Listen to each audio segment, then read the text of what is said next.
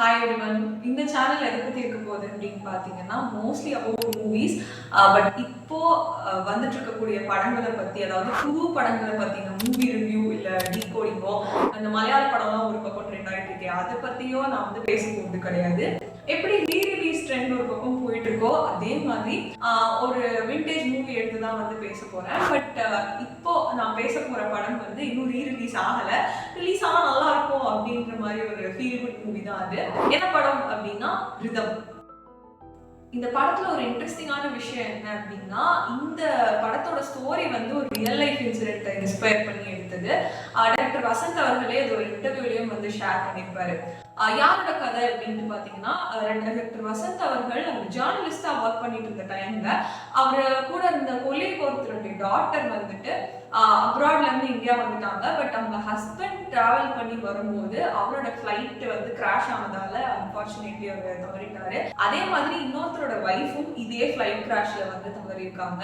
So இவங்க ரெண்டு பேரும் வந்து மீட் பண்ணி ஒரு லவ் ஸ்டோரி உருவாகி இருக்கு. அண்ட் இது மட்டும் இல்லாம இவங்க ரெண்டு பேரும் வசந்த் அவர்களுக்கு நெய்பர்ஸா கூட இருந்திருக்காங்க இவங்களோட மேரேஜ்லாம் முடிஞ்சதுக்கு அப்புறமா. ஸோ இவங்களோட ஸ்டோரி வந்து நமக்கு ஏதோ சொல்ல வருதுப்பா அப்படின்ற மாதிரி ஒரு ஃபீல் பண்ணி தான் நான் வந்து ரிதம் மூவி எடுத்தேன் அப்படின்ற மாதிரி ஒரு இன்டர்வியூல ஷேர் பண்ணியிருந்தாரு. ஸோ ஸ்டோரி ஒரு பக்கம் இருக்கட்டும், இந்த கதையில இருக்கக்கூடிய சில இன்ட்ரெஸ்டிங்கான விஷயங்களை பத்தி உங்ககிட்ட நான் ஷேர் பண்ணணும்னு நினைக்கிறேன். ஃபர்ஸ்ட் ஆஃப் ஆல் இந்த மூவியோட கேரக்டர்ஸ், அர்ஜுனோட கேரக்டரும் சரி மீனாவோட கேரக்டரும் சரி ஸ்ட்ரெயிட் ஆப்போசிட். எப்படின்னா வந்து அர்ஜுன் வந்து ஒரு ஈஸி கோயிங்கா சீக்கிரமா வந்து ஒரு ஜெல் ஆகக்கூடிய ஒரு பர்சனா இருப்பாரு. பட் மீனா வந்து அதுக்கு அப்படியே ஆப்போசிட், ரொம்ப ரிசர்வ்டா இருப்பாங்க. அண்ட் அர்ஜுனை பொறுத்த வரைக்கும் அவருக்கு வச்சிருந்த நிறைய டைலாக்ஸ் வந்து ரியாலிட்டி பேசுற மாதிரி இருக்கும். அதுக்கு உதாரணமா சில சீன் சொல்லணும் அப்படின்னா, படத்தோட ஸ்டார்டிங்ல வந்துட்டு மணிவண்ணன் வந்து அவர் கூட பேசிட்டு இருக்கும்போது அர்ஜுன் சொல்வாரு, மாதிரி அடுத்தவன் பொண்டாட்டியை வந்து இவன் சைட் அடிக்கலாம், பட் அவன் பொண்டாட்டியை சைட் அடிச்சா மட்டும் இவங்களுக்குலாம் வந்துட்டு தாங்க முடியாது அப்படின்ற மாதிரி ஒரு டயலாக் வச்சிருப்பாங்க. அண்ட் மீனாவை பார்த்து நீங்க கண்ணகி பரம்பரை தான் அப்படின்ற மாதிரி பேசுவாரு. ஸோ இவரோட கேரக்டர் இந்த மாதிரி இருக்கும். பட் மீனாவோட கேரக்டர் எடுத்துக்கிட்டோம் அப்படின்னா வந்து நிறைய சீன்ஸ்லாம் உங்களுக்கு டயலாக்ஸே இருக்காது. ஒன்று ரெண்டு வார்த்தை தான் பேசுவாங்க. ஆனா வந்து அவங்களோட எக்ஸ்பிரஷன்ஸே வந்து செம்மையா இருக்கும். அண்ட் சிங்கிள் பேரண்டா மீனா என்ன மாதிரியான ஸ்ட்ரகிள்ஸ்லாம் ஃபேஸ் பண்றாங்க, அவங்களோட நெய்பர் அண்ட் ஜென்ரலா அவங்க போகக்கூடிய பப்ளிக் பிளேசஸ்லாம் இந்த மாதிரி அவங்களுக்கு என்ன மாதிரி பிரச்சனைலாம் வரும் அப்படின்றதெல்லாம் வந்து காட்டியிருப்பாரு வசந்த் அவர்கள். அண்ட் இந்த படத்துல இன்னும் சில இன்ட்ரெஸ்டிங்கான கேரக்டர்ஸ் அப்படின்னு எடுத்துக்கிட்டோம்னா மணிவண்ணன், இவர் வந்துட்டு இந்த படத்துல பயங்கர ஃபிளர்ட்டா ஆரம்பிச்சிருப்பாரு அண்ட் ஸ்வீட்டான பிக்கப் லைன்ஸ்லாம் சொல்லிட்டு இருப்பாரு. அண்ட் இந்த கதையில முக்கியமா மீனா மேம் சுத்தி ரிவால்வ் ஆகக்கூடிய கேரக்டர்ஸ் அப்படின்னு பார்த்தோம்னா, ஒன்னு லக்ஷ்மி மேம், இன்னொன்னு வந்துட்டு அந்த குழந்தை தான். ஏன்னா ஹஸ்பண்ட் போர்ஷன் ஒரு சின்ன போர்ஷனா இருந்தாலும் ஒரு பெரிய ட்விஸ்ட் எடுத்துட்டு வரக்கூடிய ரெண்டு கேரக்டர்னா, ஒன்னு இந்த குழந்தையும் இன்னொன்னு வந்துட்டு மாமியார் கேரக்டரும் தான். ஸோ ஒரு ஆச்சாரமான மாமியார் வந்து எப்படி பிஹேவ் பண்ணுவாங்க அப்படின்ற மாதிரிலாம் வந்து காட்டியிருப்பாங்க. குறிப்பா லக்ஷ்மி அவங்க வந்துட்டு மீனா கிட்ட என்னோட பையன் வேண்டாம், நீ வந்து என் பையனை வந்து கண்டிப்பா கல்யாணம் பண்ணிக்க கூடாது அப்படின்றதுக்கு அவங்க சில டைலாக்ஸ்லாம் வந்து பயங்கரமா சொல்லியிருப்பாங்க. நாங்கெல்லாம் வந்து டம்ளர்ல வந்து உதடுபடாம குடிக்கிறவங்க, நீங்க ஏன் எங்களோட கலக்கணும், அந்த மாதிரிலாம் வந்து டைலாக்ஸ் இருக்கும். ஓகே இப்படிதான் இருக்கு அப்படின்ற மாதிரி அந்த ரியாலிட்டி வந்து ஹார்ஷா ஹிட் பண்ணோம். இதே ஆள் பின்னாடி வந்து அவங்களுடைய கேரக்டர் சேஞ்ச் பண்ணிக்கிற மாதிரி காட்டியிருப்பாங்க. அண்ட் இன்னொரு ஒரு ஆச்சரியமான விஷயம் எனக்கு என்ன பட்டுச்சு அப்படின்னா, இவங்க இப்படி இருப்பாங்க, பட் இதே மாதிரி மும்பைல வந்து மீனா வந்து ஒரு ஐயத்தை பேசுற மாதிரி ஒரு சீக்வன்ஸ் வச்சிருப்பாங்க. ஒரு கோயில் ஐயர், அவர் என்ன சொல்வாரு அப்படின்னா, அவரோட தாட்ஸ் வந்து ரொம்ப முற்போக்கா இருக்கும். இது மாதிரி நீயே வந்து இன்னும் இறந்து போன உன்னோட ஹஸ்பண்டை பத்தியே நினைச்சிட்டு இருக்க, ரீ மேரேஜை பத்தி கொஞ்சம் யோசி. அந்த காலத்துலலாம் வந்து இந்த உடன்கட்டை ஏற மாதிரி ப்ராசஸ்லாம் இருந்தது, இப்போ அப்படி இல்லைல்ல அப்படிங்கிற மாதிரி ரொம்ப முற்போக்கு வரையா வந்து பேசியிருப்பாரு.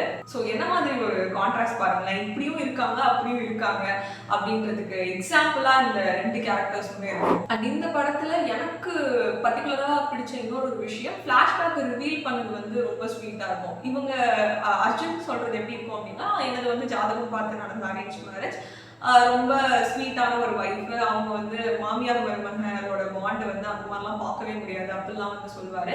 அண்ட் மீனாவோட போர்ஷன்லையுமே கிட்டத்தட்ட அவரு கேள்வி கேட்டுதான் அந்த பிளாஷ்பேக் போர்ஷன் வந்து ஆரம்பிக்கும். எப்படின்னா, உங்களோட ஹஸ்பண்டோட பேர் என்ன அப்படிங்கும் போது ரமேஷ் கண்ணா அவரோட பேரை சொல்லுவாரு. அண்ட் என்னவா வேலை பார்க்குறாரு அப்படிங்கிற போது அவர் பேங்க்ல வேலை பார்க்குற மாதிரி ஒரு சீனை வந்து காட்டியிருப்பாங்க. இந்த மாதிரி வந்து அவர் கேட்க கேட்க அந்த பதில்கள் வந்து அந்த சீனா வந்து ரிவீல் ஆகிறது வந்து ரொம்ப சூப்பரா இருக்கும். அண்ட் மூவில மோஸ்ட் இம்பார்ட்டன்ட் திங் என்ன அப்படின்னு பாத்தீங்கன்னா இந்த சாங்ஸ் தான். இப்பவுமே வந்து இந்த சாங்ஸை கேட்டா ஒரு ஃப்ரெஷ்ஷான ஃபீல் கொடுக்குற அளவுக்கு ரொம்ப பயங்கரமா வந்து பண்ணியிருப்பாரு ரஹ்மான் அவர்கள். அந்த ரஹ்மானை வந்து நான் ரொம்ப ரொம்ப மிஸ் பண்றேன். நான் மட்டும் இல்லை, நிறைய பேர் மிஸ் பண்ணீங்க அப்படின்னு நினைக்கிறேன். So back to the movie. படத்துல வர சாங்ஸ் எல்லாமே வந்து பஞ்சபூதங்களை ரிலேட் பண்ணி தான் இருக்கும் அப்படின்றது நிறைய பேருக்கு தெரிஞ்சிருக்கும்.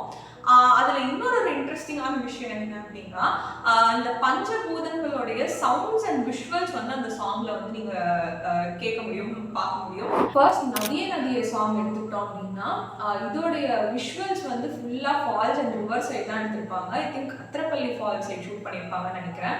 அதோடைய சவுண்ட் எஃபெக்ட்லயும் வந்து தண்ணி சவுண்டை வந்து நிறைய இடங்கள்ல வந்து ஆட் பண்ணியிருப்பாரு. சாங் ஃபுல்லாவே வந்து அந்த தண்ணி, அந்த நதி ஓடுற அந்த சவுண்டை வந்து நம்மளால ஃபீல் பண்ண முடியும். ஹெட்ஃபோன்ஸ் நல்லா ஃபுல் வால்யூம்ல வச்சு கேட்டு பாருங்க. அண்ட் அடுத்ததா பாத்தீங்கன்னா ஐயோ பத்திக்கிச்சு. இந்த சாங்கோட விஷுவல்ல வந்து ஃப்ளேம்ஸை வந்து காட்டியிருப்பாங்க. அண்ட் சவுண்ட் எஃபெக்டாக ஃப்ளேம் வந்து அந்த எரியும் போது வரக்கூடிய அந்த ஒரு சவுண்ட் எஃபெக்டை வந்துட்டு நம்மளால ஃபீல் பண்ண முடியும் கேட்டா. அடுத்ததா பாத்தீங்கன்னா கலகலவென மேகம் சாங். அந்த சாங்ல வந்து மீனாக்கும் அவங்களுடைய ஹஸ்பண்ட்க்கும் வரக்கூடிய அந்த போர்ஷன்ல எல்லாமே வந்து மேகத்தை போர்ட்ரே பண்ற மாதிரி, இல்லைன்னா வந்து சுப்பீரியர் ஷாட்ஸ் எல்லாம் காட்டியிருப்பாங்க. சுப்பீரியர் ஷாட்ஸ் அப்படின்னா நம்ம கீழே இருந்து ஒரு விஷயத்த மேலே பார்க்கும்போது இருக்கக்கூடிய ஃபீல் தான் வந்து சுப்பீரியர் ஷாட். ஸோ அவங்க வந்து ஒரு மலை மேலே இல்லை ராக்ல, அதாவது ஒரு உயரமான இடத்துல நின்று ஆடிட்டு இருக்க மாதிரி அவங்களுடைய ரொமான்டிக்கான ஷாட்ஸ்லாம் வந்துருக்கும். அதுல வந்து மோஸ்டா வந்து மேகம் வந்து பேக்ரவுண்டா இருக்க மாதிரி நம்மளால பார்க்க முடியும். அடுத்ததா இந்த படத்துல எல்லாரும் அதிகமா இன்னும் அவங்களோட பிளேலிஸ்ட்ல வச்சுட்டு இருக்கக்கூடிய ஒரு சாங் அப்படின்னு பார்த்தா காற்றே என் வாசல் வந்தாய். இந்த சாங்லயும் வந்து காத்தோட எஃபெக்ட்காக அந்த டெசர்ட்ல ஷூட் பண்ணியிருப்பாங்க. அண்ட் இன்னொரு பக்கம் அந்த காத்தோட சவுண்டை வந்து நம்மளால சாங் கேட்கும் போதே வந்து ஃபீல் பண்ண முடியும். ஸ்டார்டிங்லேயே வந்து அந்த காத்தோட சவுண்ட் எஃபெக்ட் வந்து இருக்கும், அதாவது சாங்கோட ஸ்டார்டிங்லேயே. லாஸ்ட் பட் நாட் லீஸ்டா தனியே தனியே சாங். இந்த சாங்கை பொறுத்த வரைக்கும் இதோட ஸ்பெஷாலிட்டியே ஹீரோயின் வந்து விஷுவல்ஸ் ஃபுல்லா இருப்பாங்க, ஆனா லிரிக்ஸ் ஃபுல்லா எப்படி இருக்கும் அப்படின்னு பாத்தீங்கன்னா ஹீரோ வந்து ஹீரோயின் மிஸ் பண்ற மாதிரி இருக்கும். தனியே தன்னந்தனியே நான் காத்து காத்து நின்றேன், நிலமே பொறுநிலமே உன் பொறுமை வென்று விடுவேன் அப்படின்னு இருக்கும். அதாவது நிலத்தை வந்து பொறுமையோட எக்ஸாம்பிளா சொல்லுவாங்க, ஆனா அதோட பொறுமையே வந்து நான் வின் பண்ணிடுவேன், அந்த அளவுக்கு பொறுமையா நான் உனக்காக வெயிட் பண்ணிட்டு இருக்கேன் அப்படின்லாம் இருக்கும். அண்ட் லாஸ்டா ஒரு சின்ன விஷயத்த வந்து நான் சொல்ல மறந்துட்டேன். என்ன அப்படின்னா ரியல் லைஃப்ல அர்ஜுனோட கேரக்டரா இருந்தவர் அவர் வந்து ஜேர்னலிஸ்ட் கிடையாது, அவர் வந்து ஒரு சயின்டிஸ்டா இருந்திருக்காரு. அண்ட் இந்த படத்துல வந்து மீனா வந்து பேங்க் எம்ப்ளாயா இருப்பாங்க, பட் ரியல் லைஃப்ல இருந்த அந்த பெண்மணி வந்து ஒரு ஜேர்னலிஸ்டா ஒர்க் பண்ணிட்டு இருந்திருக்காங்க. உங்களுக்கு இதே மாதிரி இதான் மூவி பார்த்து என்ன விஷயங்கள் தோணுச்சோ காமெண்ட்ஸ்ல சொல்லுங்க.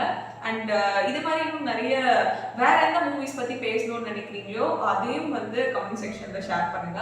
நெக்ஸ்ட் வீடியோல பார்க்கலாம். பாய்.